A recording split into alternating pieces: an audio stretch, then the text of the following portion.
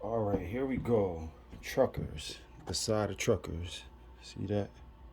All right, folks, let's get here. Now, I already pre-prepped the hat because I just want to get to the. I just want to get to it. Um, Backing. Definitely gonna need backing. It's definitely gonna have to cover that side area. You can see it anyways. You can see the white. I put it under the bar because then I can't put these clamps on. If I put it on, it's gonna be too thick. The clamps can't go over it. And tape. Definitely gonna have to. You're gonna want support and tape to hold this firm. I'm sorry, because if not, this starts getting sucked in. If you watch the first video for the front of the hat, you notice that. So if you don't have a good size piece to cover the area, it gets real ugly. You don't want to waste your time. Now, some people they might not use this. Everybody has their own techniques, but I found for myself that this works. So right now I'm doing something fairly simple. It's just one design. It's like a dollar sign. It's really what it is. So I'm gonna go ahead and set it up. This is what I usually do. I'll go ahead and, since the design is going on the side of the hat, I'll just go ahead and do this.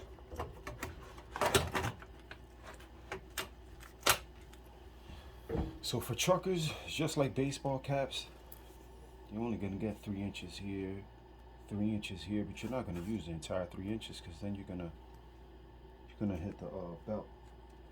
And just like any other hats, you gotta hoop these correctly. You're gonna have to catch the belt has to catch the seam and sit within the groove. There's a groove under the hat. Let me see. Do I have my? Hold on a second, folks. So I can show you. You know, sometimes some people they need a lot of detail. So when you're hooping the hat, here's your belt. Here's the groove. You have to make sure you're catching the seam of the hat, right, with the belt. Hopefully y'all can see that. That way it doesn't shift, move around, or anything. Also, another thing too, you gotta watch. You don't want to get close to the belt, because look, if the belt's sitting in the middle, and you obviously you're gonna trace, your needle could hit this. You don't see it because obviously the hat's covered, but your needle could hit this. You want to prevent anything that's gonna cause needle burst and stuff like that. You know, after a while, it becomes a pain in the butt. Like, who wants to deal with swapping out needles all the time?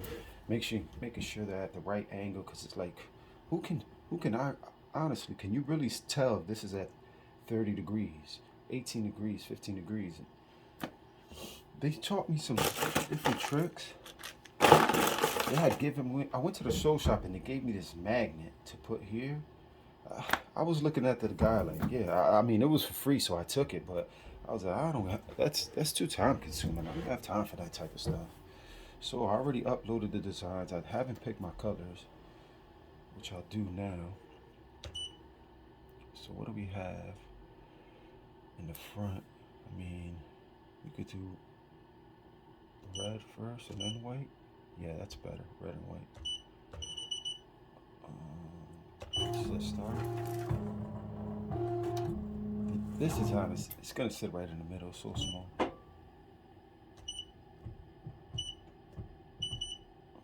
We'll float it just to make sure. See what's too far down. I believe the design is.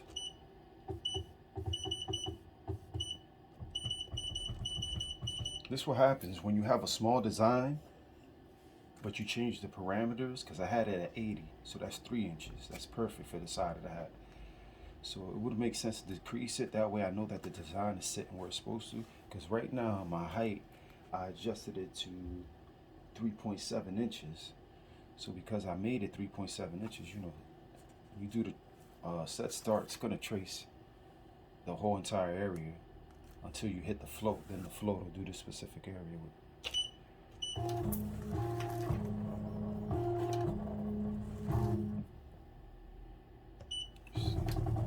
I just don't want to I already tucked my sweatband. Remember, you're gonna have to tuck the sweatband out whenever you do the sides. If not, you're gonna end up stitching over it. It doesn't look nice. If it's for yourself and you don't care, that's fine. But for a customer, you know these customers, I'm trying to tell you.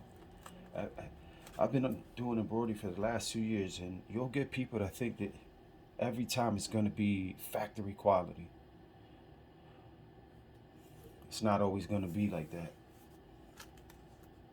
You know, people have high expectations. So don't stretch yourself out. If you see someone who's finicky and, hey, part ways with that business. You're better off. Don't waste your time. Now the film, you see it's nice and firm. If you watch my first video, if you don't make sure it's nice and solid, that it's not gonna slip, tape it up, it's gonna get sucked into the design. It looks so ugly. I'm telling you, it's gonna make the design look ugly. So right now I'm running at 600. Now I'm at 680 stitches per minute.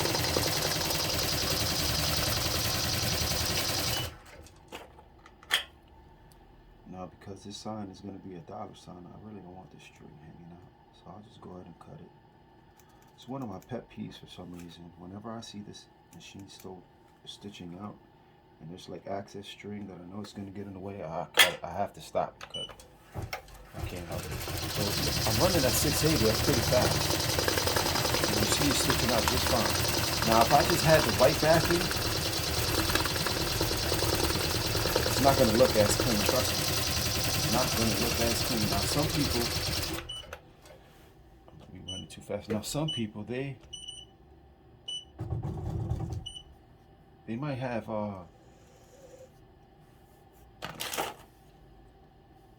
they might not have to put this. Everybody has their own technique, but if you ask me, it makes sense. It's gonna look cleaner, it's gonna look nicer. It's gonna sit on top as opposed to being sunk in. Because some of these stitches, mind you, these are large size perforated holes in here. So, and it's plastic.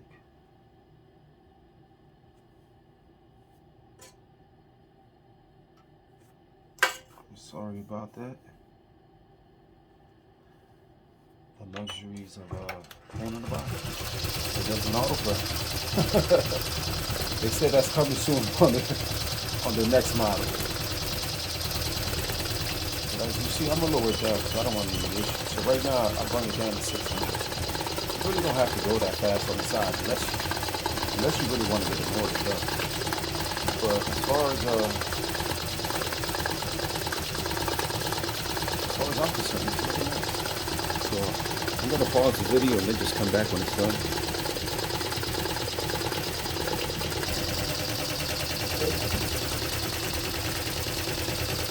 As you can see, hopefully you can see. Let me adjust this a little bit more this way. The sign came off super clean. Sitting right on top. You wanted to sit on top. I'm telling you.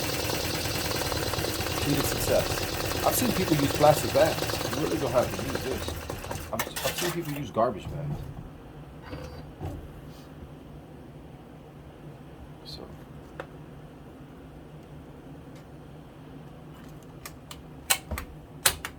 I've seen people do patches with garbage bags.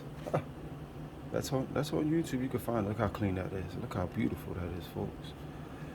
Look at that. Look at that. Look at that. Look at that satin stitch. Look at that satin stitch. Take it out of here. Get a better look. Hold on a second, folks. Take this stuff out. Take it out. Take all this tape off. Oh, we don't need it. Oh, look at that. Look how clean that is. Let me cut these strings out. Let me cut these strings. This is why I cut them. This is why I stopped the machine and cut them. So I don't have to do it after the fact. Plus I don't like when you see that? I don't like when it shows in certain areas. So this looks like an imperfection, but nonetheless, you can see. Look at that. It's amazing. I'm telling you, clean. This is video part 2, side of a trucker hat. Then I'm gonna move on to the back. It's gonna be lettering, arch lettering. So it's pretty much gonna be the same thing, except I'm using a fast frame hoop. If you have any questions, just leave them in the comments. If my videography isn't great, leave those in the comments too.